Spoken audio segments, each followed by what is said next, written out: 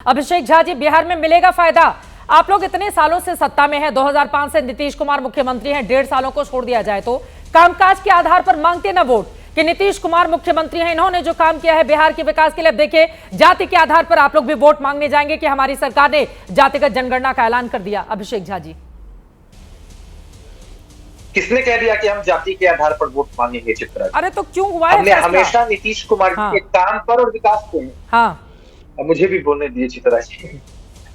फैसला इसलिए हुआ क्योंकि फैसला लंबित था। फैसला इसलिए हुआ क्योंकि देश के लोगों की ये मांग थी, हमारी पार्टी की भी मांग थी, विभिन्न पार्टियों की भी मांग थी। और हमें लगता है कि एक ऐतिहासिक फैसला केंद्र की सरकार ने किया है, बेहद स्वागत योग्य कदम है।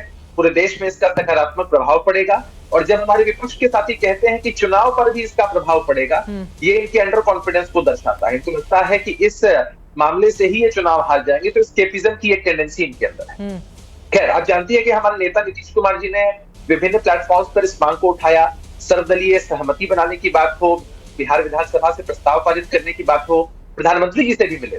नहीं हो पाने की स्थिति में बिहार में हमने जातीय गणना कराई। हम भी मानते हैं कि ये पहले हो जाना चाहिए था, लेकिन राजनीति में कोई टाइम फ्रेम नहीं होता है। और सही कहावत है कि देर आए लेकिन खूब दुरुस्त आए। और देश के लोगों में, बिहार के लोगों में एक बहुत सकारात्मक संदेश गया है। हम लोगों ने, आपको याद होगा चित्रा जी, मैंने कई डिबेट्स आपके साथ भी की है कि जब ये मुद्दा उठता था और केंद्र की सरकार का रवैया इससे इतर होता था, हम एनडीए में होते हुए भी मुखरता से अपनी बात को रखते और करते थे और इस बात को कहते थे कि जातीय जनगणना होनी चाहिए। हमने प्रधानमंत्री जी से आग्रह किया, मुख्यमंत्री जी खुद ऑल पार्टियों के लोगों को लेकर के उनसे मिले, लेकिन उस वक्त ये चीजें नहीं हो पाई। लेकिन अब जब प्रधानमंत्री जी ने पूरे देश के मूड को समझा, सारी चीजों का एनालिसिस किया, तो निश्चित रूप से केंद्र की सरकार ने यह फैसला लिया है और ये बहुत बढ़िया प्रभाव डालेगा। हम इसको चुनाव से नहीं जोड़कर देखते। चित्रा जी, वो कहते हैं ना कि कुछ लोग राजनीति के लिए मुद्दे बनाते हैं, कुछ लोग मुद्दों की राजनीति करते हैं। तो हम मुद्दों की राजनीति करते हैं, हमारे लिए मुद्दा सर्वोपरि होता है। और अगर सिर्फ इसको इलेक्शन से जोड़ना है तो किसी भी साल में, किसी भी समय अगर केंद्र की सरकार कोई भी फैसला करेगी, कहीं ना कहीं तो चुनाव हो रहे होंगे ना, तब तो हमारे विपक्ष के साथी हमेशा इसी घबराहट में जिंदा रहे। हम तो कहेंगे उनसे कि आप भी खुशी मनाइए, तो राजनीति से इतर मानिए, कॉन्फिडेंस जाति गणना करवाई थी, फिर उसको होल्ड कर दिया गया। आप लोगों ने उसको लेकर बहुत सारे फैसले लिए थे जिस पर कोर्ट की ओर से रोक लगा दी गई। ये भी हमने बिहार में देखा है। लेकिन जल्दी जल्दी विपक्ष के नेताओं के पास तनुज खत्री जी, प्रवक्ता झारखंड मुक्ति मोर्चा के हैं, संगीत रागी जी, उसके बाद में फौरन आ रही हूं। तनुज खत्री जी, अब आपको थैंक यू मोदी जी तो बोलना पड़ेगा ना, जैसे अभी बीजेपी के नेताओं की लाइन लग गई है सोशल मीडिया पर, यह बताते हुए कि इससे कैसे देश में बहुत बड़ा चेंज आने जा रहा है। आप लोगों की भी यही मांग थी। अब विपक्षी दलों के प्रधानमंत्री ने तो पूरा किया नहीं, पूरा तो किया नरेंद्र मोदी ने, तो बोलना ही पड़ेगा थैंक यू मोदी जी। तनुज खत्री जी, चलिए, अच्छी बात है चित्रा जी, जिस प्रकार से आपने कहा कि भारतीय जनता पार्टी के नेताओं की लाइन लग गई है। ये वही नेता हैं जो इनका विरोध, जो जातिगत जनगणना का विरोध कर रहे थे। जब पहलगाम में हमला हुआ तो भारतीय जनता पार्टी के ट्विटर हैंडल से जाति पर टिप्पणी की गई, पोस्टर जारी की गए पहलगाम से जोड़ करके, धर्म और जाति का। लेकिन चलिए, भगवान ने इनको सद्बुद्धि दी है और मैं इसको ये नहीं कहूंगा कि देर आए दुरुस्त आए। जरूर देर तो हुई है, लेकिन सुस्त मत आइएगा, तारीख भी बता दीजिएगा और घोषणा मात्र नहीं रह जानी चाहिए, ये पूर्ण रूप से हो जाना चाहिए। अब लेकिन जो काम ऐसा नहीं हो कि सिर्फ चुनाव है बिहार में, इंदिरा गांधी, राजीव गांधी, डॉक्टर मनमोहन सिंह ने नहीं किया, वो नरेंद्र मोदी ने किया है। तनुज खत्री जी, जो देश के बहुत बड़े बड़े नाम रहे हैं प्रधानमंत्री, जवाहरलाल नेहरू 51 में तो रोक ही दिया था, इंदिरा जी, उनकी भी ताकत कितनी ज्यादा थी ये बताने की जरूरत नहीं है। 10 सालों तक डॉक्टर मनमोहन सिंह की सरकार रही, राजीव गांधी जी भी 414 के मैंडेट के साथ 1984 में आए थे, किसी और ने नहीं किया ना, ये काम तो नरेंद्र मोदी ने किया। वो भी तब किया जब आप लोग बार बार 240 कह के उनके ऊपर निशाना साधते रहे हैं, तो बोलना तो पड़ेगा थैंक यू मोदी जी। हाँ, नहीं, थैंक यू तो आप बोलिए, आपको ज्यादा सूट करता है उनको थैंक यू बोलना। लेकिन जिस प्रकार से पूरे विपक्ष ने एकजुटता के साथ, चट्टानी एकता के साथ ये बताने का काम किया कि जातिगत जनगणना कराना होगा, हम तो तिथि की भी मांग कर रहे हैं। आपके दबाव सिर्फ में बिहार के चुनाव को देखते हुए और पहलगाम की घटना को देखते हुए घोषणा मात्र नहीं रह जानी चाहिए। आपके दबाव में आ गए नरेंद्र मोदी, इसलिए जातिगत जनगणना का ऐलान कर दिया गया। मैं वही कह रहा हूं कि बिल्कुल, अगर जब घोषणा हुई है तो उसका बिल्कुल उसका सम्मान होगा, स्वागत होगा, और ये तिथि की भी घोषणा होनी चाहिए। और इतने साल से जो जनरल सेंसस है वो भी अभी तक नहीं हुआ है, उसके साथ इंक्लूड करने की बात हुई है, तो जल्द से जल्द इसकी शुरुआत करनी चाहिए।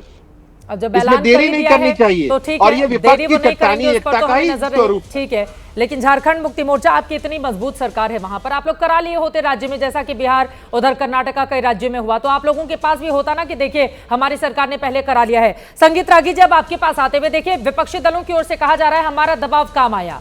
संगीत रागी जी, अब जातियों को लेकर सरकार पूछेगी बताओ तुम्हारी जाति क्या है। सर अब मतलब 1931 के बाद अब 2025 में अगर इसकी शुरुआत होगी तो पहली बार ऐसा होगा, बताइए आपकी जाति क्या है, ये पूछा जाएगा। संगीत रागी जी, मुझे तो आपका पता भी नहीं है, लेकिन सरकार अब पूछेगी।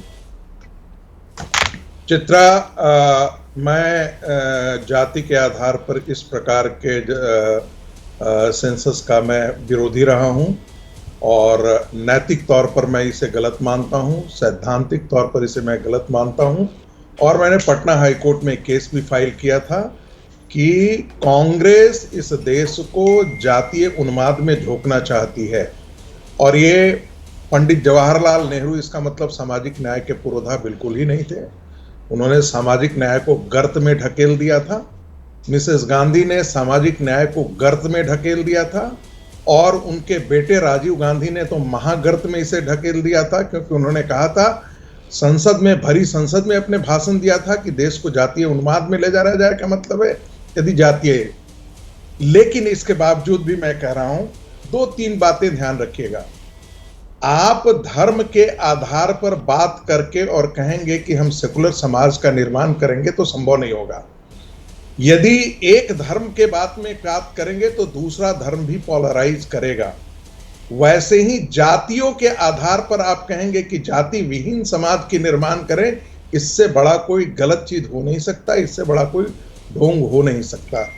तीसरी बात मैं जान रहा हूं, कोई भी आदमी नहीं बता सकता कि जाति और नीति निर्माण इन दोनों के बीच में संपर्क है।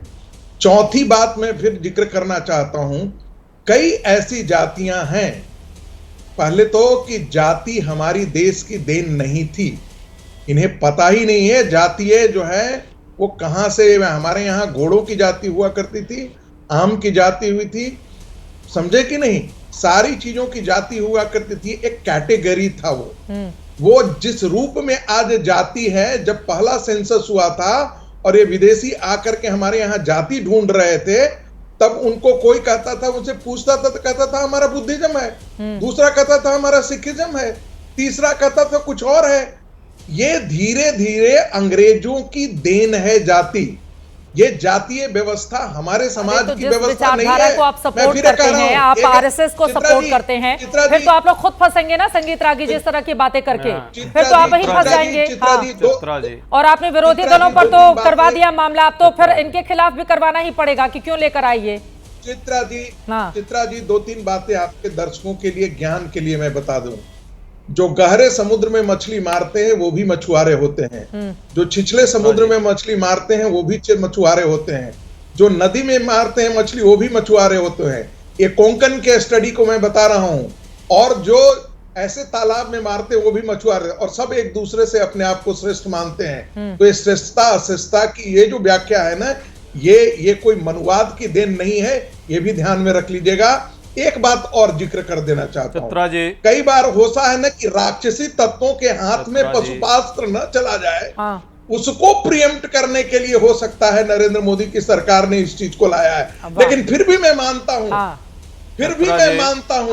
राक्षसी तत्वों को प्रिएम्प्ट करने के लिए हो सकता है कि उन्होंने इस चीज को लाया हो, लेकिन मैं फिर भी मानता हूं कि ये नहीं होना चाहिए था। इस देश में जिस जाति की जनगणना का विरोध करते रहे हैं, अब सरकार ने फैसला ले लिया है तो अब आपको उसकी तारीफ करनी ही होगी। ये बताते हुए संगीत रागी जी की राक्षसी प्रवृत्ति के लोगों को रोकने के लिए सरकार का ये फैसला, अब तर्क कुतर्क कितने भी करिए, लेकिन सवाल पूछा जाएगा ना कि ऐसे वक्त पर क्यों फैसला लिया गया, ऐसे वक्त पर क्यों फैसला लिया गया है संगीत रागी जी। मैंने कहा कि राक्षसी तत्वों के हाथ में ये शस्त्र चला जाए। शिव का धनुष जो है ना, रावण भी चाहता था और वो परशुराम जी भी चाहते थे। तो ये दिक्कत ये कि रावण के हाथ में शिव का धनुष जाएगा तो उसका बड़ा ये होगा बड़ा मतलब जो ब्रह्मास्त्र है वो मोदी सरकार ने खुद के हाथ में थाम लिया है, आप ये कह रहे हैं। अजय जी मैं आ रही हूं।